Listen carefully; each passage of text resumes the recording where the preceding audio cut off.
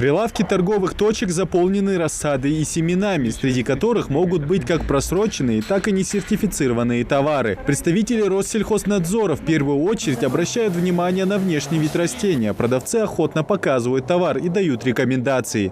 Вот смотри сюда, вот посмотри любую кучку мою. Вот смотри сюда. Какие деревья у меня, видишь? Они везде идут в болтушку, видишь? Как посадить, сколько метров оставить, как обрезку сделать. Все я объясняю любому человеку. А смотри сюда.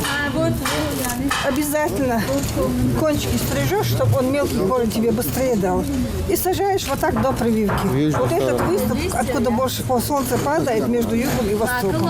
Яблоня, груша, вишня, слива – саженцы на любой вкус и цвет. Здесь главное, чтобы на них был сопроводительный карантинный сертификат. Асият Байсултанова все растения завозит в основном из Ростовской области и Краснодарского края. По ее словам, при покупке саженцев и цветов всю необходимую документацию ей предоставляют на местах, потому она в своей продукции уверена.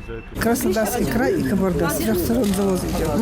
У меня постоянная точка, и я давно здесь, и по сортам могу любой сорт вам дать.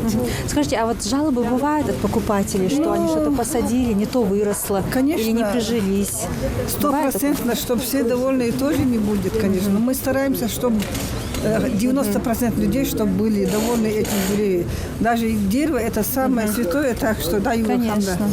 Перед покупкой товар проверяют и покупатели. Правда, никто не интересуется сопроводительной документацией у продавцов. Многие не видят в этом необходимости, другие просто не знают, что имеют право на информацию о товаре. По их словам, на глаз все видно, да и продавец себя зарекомендовал с положительной стороны.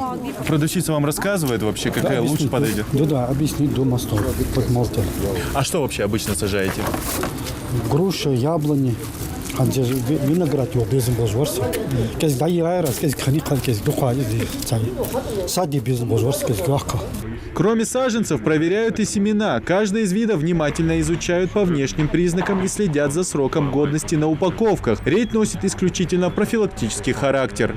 Нами проводятся данные рейдовые мероприятия с целью установления, откуда завозится посадочный материал, с целью недопущения ввоза на территорию республики карантинных вредителей и также проверка сопроводительных документов на посадочный материал. Для саженцев главное обратить внимание на внешний вид посадочного материала, визуально осмотреть растения, посмотреть, нет ли там каких-либо насекомых, карантинных вредителей. И, конечно же, потребовать у продавцов сопроводительный документ и карантинный сертификат.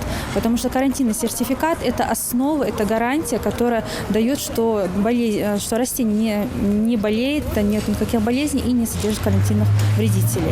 Представители Россельхознадзора призывают в случае выявления некачественной продукции обратиться в управление, чтобы эксперты могли проверить посадочный материал. А рейдовые мероприятия в регионе будут проводить до конца сезона. Идрис Ижиев, Асхаб Белакиев, Новости 24.